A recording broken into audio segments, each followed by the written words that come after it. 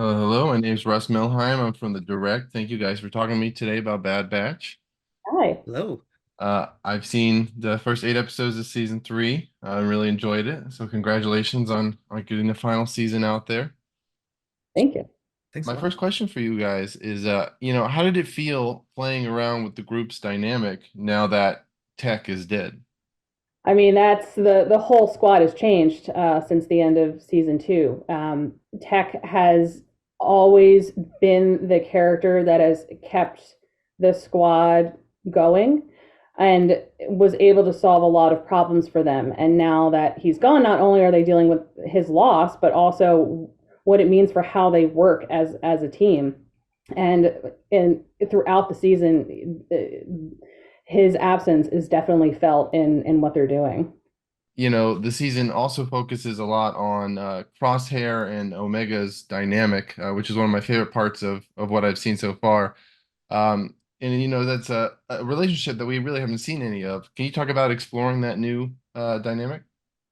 Yeah, I mean, it's one of our favorites as well. And Dee and Michelle, who voiced the characters, they took to that relationship that we haven't seen in the first two seasons at all. They've not had an opportunity to hardly share any screen time. And we were just talking about it earlier, the way Jen that you wrote the first episode of season three is the first you hear Crosshair say Omega's name for the first time. That's how little time they've spent together. So it was I wouldn't say surprising, but as fun as we thought to have those two very opposite characters together. Now, I'm a big Republic Commando fan and of Delta Squad. Okay. And so I was excited last season when Scorch even got his own character poster.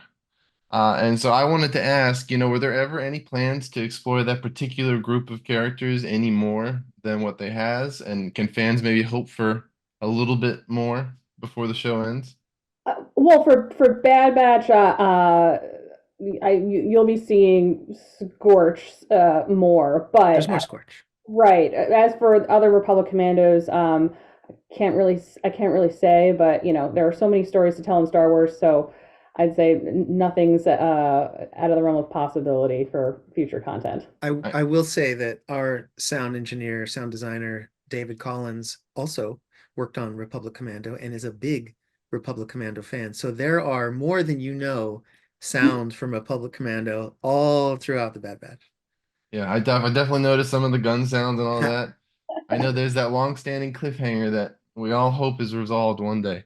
Um, but when it came to this final season, I know we just talked about Crosshair and Omega, but outside of that, was there anything else that you guys were able to do in this final season that we weren't, or that you guys weren't able to do before? Uh, yes, but it's I don't want to spoil anything. So there are definitely things that happen later on that I was hoping for, and I'll be as cryptic as that. Yes, it's pretty awesome. Well, this might be riding another fine line, but the trailer revealed that you guys brought back Asajj Ventress, and I haven't even been able to see that in the show. But if would you guys be able to talk about why you thought now was the time to bring that character back? Yeah, I mean, we're huge Ventress fans, and when we found, talked with our creative team to figure out that we could bring her into the storyline, we were very excited. We pulled designs from unaired arcs of the Clone Wars, which inspired the novel Dark Disciple, and we're not contradicting anything that happened in Dark Disciple. But I will say that not all of the answers to the mystery of Ventress will be told in the Bad Batch show. There may be future answers down the road and something else, but it was really great to have that character in our show and to interact with our characters was really cool. The show is now, coming to a close, and so I wanted to ask both of you, if given the chance, is there another era of Star Wars you guys would like to work on a similar animated series within? And is there any interest about the High Republic in that sense? I'd say any era of Star Wars Yeah. is fun to play in as long as if you have a character that's worth exploring. So yeah, that's the best part of Star Wars storytelling is all of the content that you can do in this galaxy. I definitely I'm a big High Republic fan, so I can only keep crossing my fingers. And then my last question for you guys. There's a lot for this season to work on wrapping up for the show and other Star Wars storylines.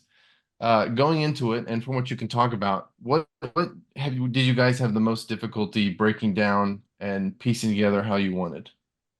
I would say the biggest challenge, just from a personal standpoint, is the finale, just because it's the last content for the show, and wanting to make sure that we were balancing the action, the emotion, the heart, in a fitting way. So, because again, it's the sign off. So that for me was the most challenging part. But I'm happy, very happy with how it turned out.